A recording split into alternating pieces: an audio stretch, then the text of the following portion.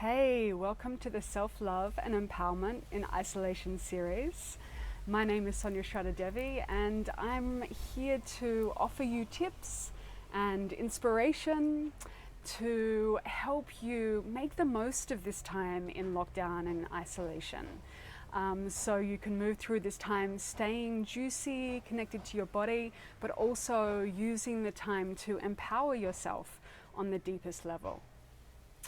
So today I'm going to speak about boundaries and how you can create good, energetic boundaries for yourself at this time. Because even though you might be in isolation and you might not be seeing many other people, we are so sensitive at this time. Have you noticed that? It's like we can just feel so much, and it's really important that we create good, energetic boundaries so that we can maintain a sense of connection to something deeper and wider and higher, so we can stay connected at this time rather than getting taken out of our power and into fear and into messiness. And so actually this is like a really quite strong practice for us right now, and so I'm going to speak about that and give you some tips on how you can create ninja boundaries at this time. So the first thing I'm going to speak to is social media. It's like a time where many of us really want connection, and we're limited to what we can do, so we can find ourselves moving towards social media because we want connection, and we want news from our friends, and perhaps we want news about what's going on in the world. The problem with that is that if we go into that space without being very clear about what our boundaries are, we can get really caught in downward facing spirals and big negative fearful thought forms that take us really down a track away from connection with ourselves, and it's really easy to do at this time. So how to avoid that? Well, first of all, just to have a strong intention that you want to create boundaries, skillfully create boundaries that protect your connection to yourself. It's really important even just to notice and commit to this, that I'm going to create strong boundaries for myself because I want to make the most of this time. And so when you do go into the world of social media, it really helps if you come in already with this intention. And so that means you're going in with an intention, and maybe you want to make a time limit to how long you're going to be there. Also, you might find there's certain groups, certain kind of influences that really take you out of connection. And so, investigate what is necessary, what is important.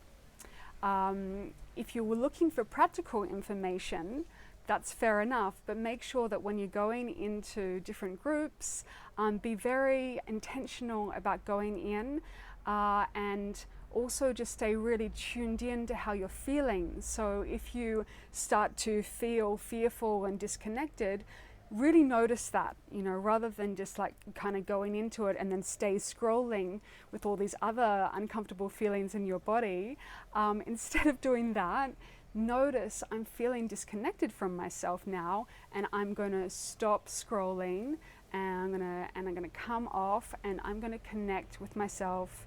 Place a hand maybe on your heart and belly, take a few breaths, feel the earth, and clear the space.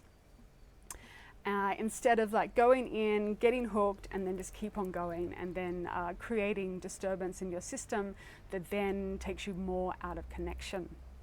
So coming into social media with intention, and also you can stop at any time and say, is this helping me? Is this necessary? Where do I want to put my focus now? Okay, so just having this intention and this clarity about where you want to spend your energy is so powerful, and that really creates a space of clarity and intentionality so that you have the opportunity to keep on choosing how you want to focus your energy, and the awareness of when you've come out of connection and the opportunity to come back. So I hope that's useful, and good luck with that. Make sure that you make the intention before you go in, and keep tracking yourself, keep seeing where you're at as you go. And then the same thing actually applies from social media to your own thoughts. So if you run into a thought in your mind that's fearful, triggering, you can also be like, do I really want to feed this thought? Is this really helpful for me right now? Is it nourishing for me right now? Is it even necessarily true? And, bring this kind of awareness also to the thoughts in your head, reminding yourself that you always have a choice about where you put your attention. So that is how you create ninja boundaries. I'll talk more in another session about how we can do that in relationships and relating during this time. But for now, I'm going to leave you with that. Ninja boundaries in the realm of social media and your own thoughts.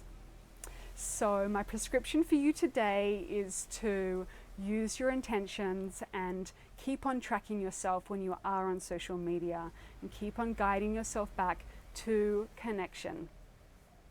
So I hope that was useful, and I'm going to be sharing with you in the next session about how you can create a sense of safety in your own body, because that's so useful at this time. Okay, and I also wanted to share that I'm offering womb healing sessions online during this time, so you can follow the links to find out about that.